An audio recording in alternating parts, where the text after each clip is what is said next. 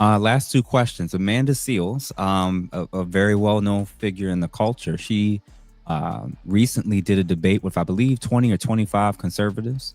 And there's been a lot of commentary about her debate performance and how people felt she did. I have some philosophical differences of opinions from Amanda Seals. Not that some of her talking points weren't actually true and can be actually backed up to a degree, especially historically. What were your thoughts about her performance and her conclusions about what needs to be fixed or resolved? Um, I think she had a good performance. Just off the when I look at the debate, the way it was structured, her versus 20 conservatives sitting around her, Hmm. being a person that I've been on several platforms now, um, and I know how difficult it is to maybe remember all of your talking points, and things of that nature. Her original premises were correct. I don't think there's an original premise that I go against. There were parts of the debate where she could have did a better job arguing, but Hmm. again, you're on the Hmm. spot. You're not using a computer, Hmm. anything like that. She could have did a better job at that, and there were parts of it. I'm going to do a review. There were parts where she didn't answer the questions. Yeah. Um, Yeah. My question would be, who's going to get it? Why would they get it? like one of the guys asked her about, okay, reparations. Who should get it, and why? And she went into the why, but she didn't answer who should get it. And I Hmm. noticed things like that. Hmm. Um, and then just in other aspects of it, when there was a young brother up there, uh, and he was asking her, I forgot what question he was asking her, but she was like, "How old are you?" And then stuff. How old are you? I Hmm. don't think that's as relevant. That's At all. not really, At just all. deal with the argument. That's a bit of an ad hominem. Just deal Hmm. with the argument that he's presenting, and not the other stuff. But I think I would take, if I'm not mistaken, from what I remember, I Hmm. would take her stance, but I would just argue it better. I would bring forward different information. Hmm. Like, for example, when she was talking about they were talking about black on black crime. Hmm. Hmm. Whenever someone brings up the argument of black on black crime against me, it's just like Hmm. that doesn't make sense, because if you look at every racial category is more likely to unalive that racial category. White Yeah. people Proximity. unalive white people more. So she Yeah. was right with the proximity argument. Hmm. And I don't even think most people know when they one of them brought up like crime. I don't even think most people know how crime is reported in the United States. Hmm. So she said something like, which she could have did a better job arguing. She said something like, "Oh, facts lie," or no, not for the facts. Statistics lie. Statistics That's what she lie. said. Yeah. Statistics can be wrong, and all this. Hmm. Statistics lie. She was like, "You can't trust them." Da da da da. Hmm. And if you know how the crime is reported in the United States, she Hmm. sort of has a point, but she didn't bring that up. So Yeah. crime in the United States is reported by the UCR. And when you speak to most people, they don't know what the UCR is, the Uniform Crime Report. Hmm. And that comes from all of the police stations and the police agencies. They report the data. Hmm. So, and it's not from every police agency. So Hmm. we don't have all of the numbers. We have an estimation of the numbers. Hmm. And she brought up something about one of the guys quoted the FBI. Hmm. In 2006, 2007, the FBI released their own report that they had been infiltrated by white supremacists. Hmm. So Yeah. I if remember they've that. been infiltrated by white supremacists and they're Hmm. releasing data, it Hmm. could be skewed if she would have brought up that fact. Yeah. Um, and Yeah. just the fact that we don't have all of the data from all of the police stations in the UCR, Hmm. that could sort of skew data. But she didn't bring up the UCR and how the data is presented. She didn't bring up, like, I would have just framed my in terms of when she said systemic racism. I would have broke it down into three components: the Okay. educational system, Hmm. the criminal justice system, and you say policing. Yeah.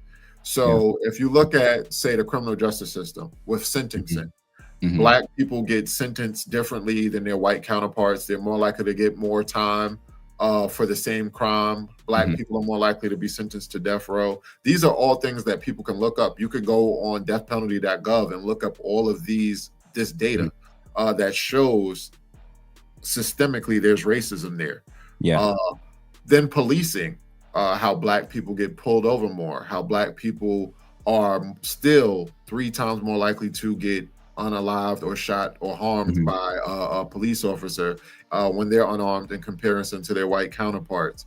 Well, what else? Stop and frisk. When we've had stop and frisk, Black people are more likely to get stopped and frisked than their white counterparts. The educational system, my field of expertise, I would have went crazy. Yeah. It's the curriculum has been proven to be systemically racist, and that's what my dissertation was actually on. When I said Black and white 11th and 12th grade students' perception of the social studies curriculum in New York State public schools. There's been several research studies that shows that the curriculum is predominantly Eurocentric, and you just think about how we were raised in the United States of America. When you hear things like, oh, in 1492, Christopher Columbus sailed the ocean blue, discovered America, and all of these things, that's where the racism is in the curriculum. When they tell you these lies and falsehoods, and they don't even go over, oh, wait, there were people in these lands, and what did they look like? And you don't hear about that. You learn about the same Black people, the same figures, who we learn about the same Black people. You're gonna learn about Malcolm X, Dr. Martin Luther King.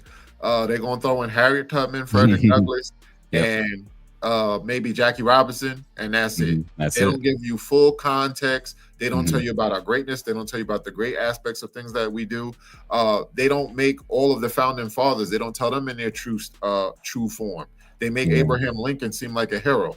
They tell us that he freed the slaves. They don't tell you about really the South trying to secede from the Union and the true reason why he wanted to go to war, and how it was more about bringing them back into the Union rather than freeing the slaves. They don't tell you about how he gave white slave masters reparations in 1862, which would have been good to know while we're trying to highlight him as some person who did great things to help Black people, when he said he doesn't care. If it was up to him, he would keep Black people in chains. He gave white slave masters reparations. They don't tell you about that. They don't tell you about, they make George Washington seem like a good person. They don't tell you that he owned slaves. They don't say about the what's it called, the GI Bill, right? Black veterans weren't allowed to get, while their white counterparts, which started their generational wealth ahead of the clock than we did. So Doug MPA, I just wanted to say thank you for the $5. He writes, Amanda Seales is a demon.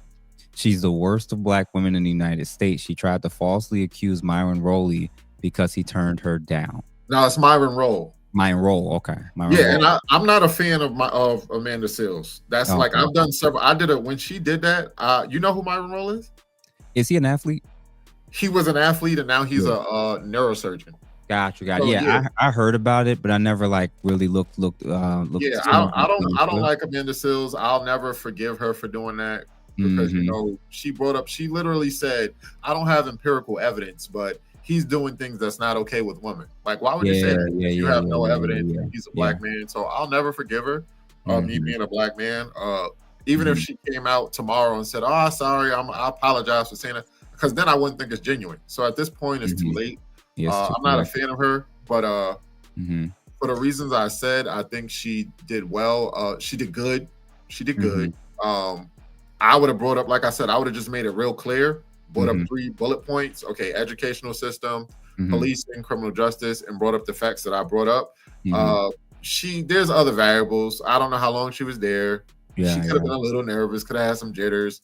Sometimes, it happens. You don't remember all of your facts. You like, I know this person is wrong, but I don't have all of my facts to give the best rebuttal. But from what I saw and the premises that I remember, I think I would have took the same stance she took. I just think I would have defended it better. Yeah. So for me, as a person who now aligns with being politically independent, grew up primarily as an adult, especially as primarily identifying as a progressive and Democrat. Switching to being independent, it's made life a lot easier for me to be able to talk on these things and be honest. about these performances and everything. I think she argued like a liberal.